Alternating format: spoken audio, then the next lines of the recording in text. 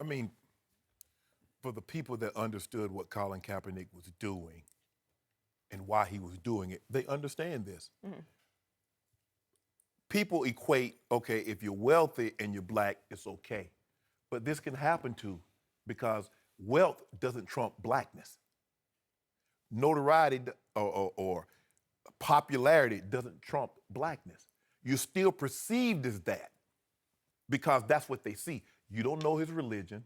You don't know his orientation. You don't know his parents' name. You don't know if he has a brother, but you know it immediately. The first thing you notice when you see a person is their race.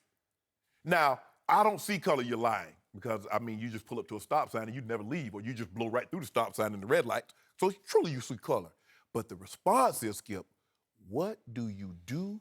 What are the emotions and the responses when you see and notice that color? They saw Michael Bennett, big, black. Bad guy. We're the one, I don't say all, but we're one of the few race of peoples. See, when someone like the police officers, when they had this, I think it was in Oklahoma, Skip, I think it was in your time, when they had a chief of police. Remember the KKK had a great KKK website and everything. And we had this, the San Francisco Police Department, Oakland had the racist emails going on. That's an isolated incident. Other races want us to judge their bad apples as bad apples. But blacks, bad apples, all of you are bad apples. We don't get the benefit of the doubt of being an individual. We get judged by our lowest common denominators. Colin Kaepernick was trying to, see, even with no gesture, we're talking about this, and I love it because now we don't have to talk about the gesture. We can talk about what Colin Kaepernick was trying to talk about all along.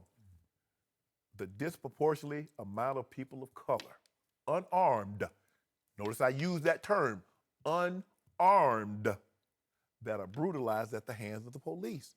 And as I said earlier, Skip, J.J. Watt is looked at differently than Colin Kaepernick because the wealthy, because this could happen to me. Because a flood could come in, wipe me out. A hurricane could rip the roof off my house, or a wildfire. What is the likelihood of a wealthy white man in America ever having this happen to him? So now what's going to be said? Because, oh, Colin Kaepernick, why do you care? You're making $16 million. Do you care Why about do you that? care? It's never Right. happened to you. You don't care until it happens to you. But I'm glad Colin Kaepernick brought this more into our lexicon. But I've said this before, Rob, and I'm going to turn it over to you. What I see on camera doesn't concern me. It's what I don't see. Because even when people see it with their own two eyes on camera, they still can't seem to convict the officers. So if you don't believe what you see, can you imagine what goes on, what you don't see? And we should say that being in Los Angeles, because one of the most famous trials with Rodney King, where the cops were not convicted despite the videotape. That was one of the first ones. Yep.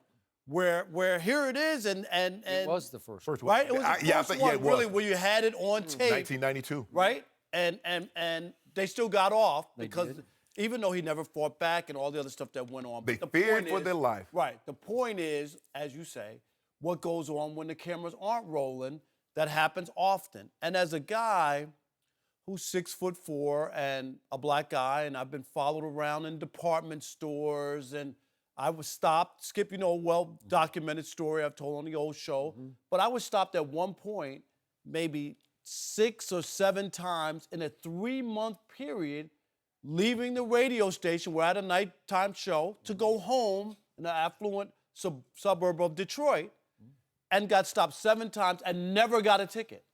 Never got a ticket. Because I hadn't committed a crime. Or, Yeah, you did. You know what I... Being black is No, a crime. right, but And how would the conversation go?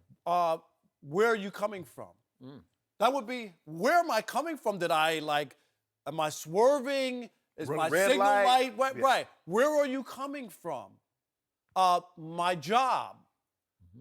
At this hour? Yes, at this hour. I mean, and then the last one I still remember, here I am, I turn on this, Woodward is a big, main drag in Detroit, in the suburbs, follows me. I move over to the slower lane. I see him right away. Here we go. Here's another one. I move over. They move over right behind me. I move over to the other lane, move over. You're driving suspiciously. And I said, no, you're following me. I don't understand. Why are you following me home every night? I live here. I live in this community.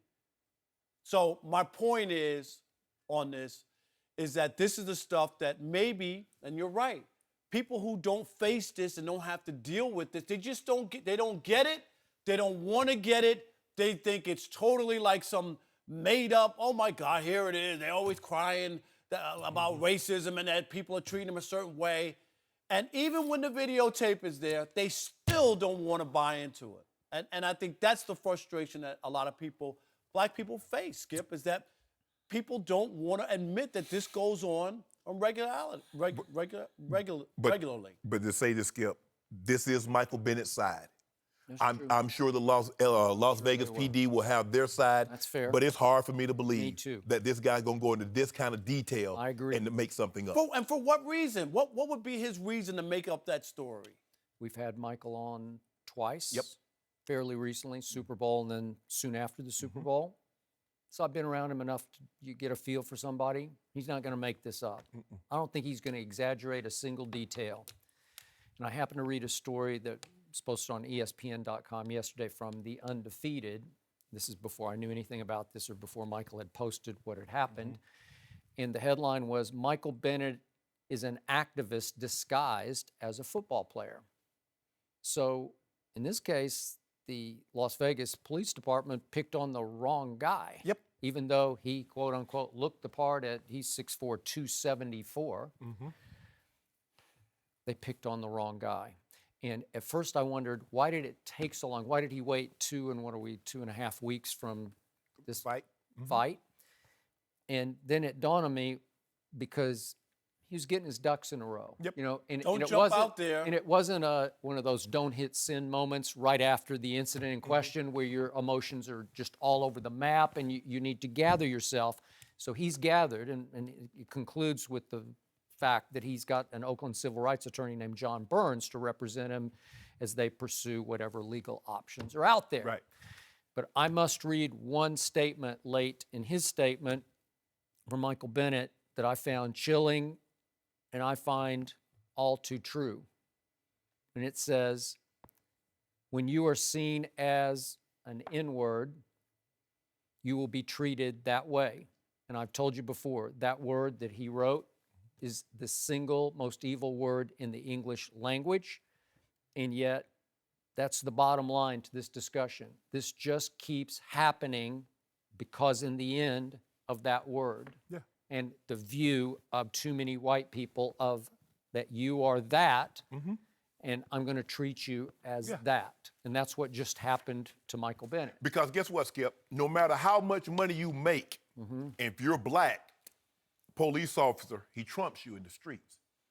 Because he's been sworn, he's been given a duty to protect and serve. Right. So he has to show you, you got 16 million, you make 20 million. I got you face down in the dirt, and you can't do anything about it. I'm 5'7", 170 pounds, and I got this 6'4", 270-pound black man sprawled out. Now what? But he said, he wrote that not until he had sat in the back of the police car for what seemed like forever, that they finally figured out, oh, wait, you're Michael Bennett? And then everything's fine. Yeah. Oh, okay. Now, this civil rights, John Burns, he's also the guy that filed the wrongful death lawsuit for Oscar Grant against BART, Bay Area Rapid Transit. Right. So, you know, they say when you win the lottery, you get all the people, the purple work. You just don't go turn the ticket and say, I won. You get all your ducks in a row. This was not rushed. This was not haphazardly. A, B, C, D, turn the test in.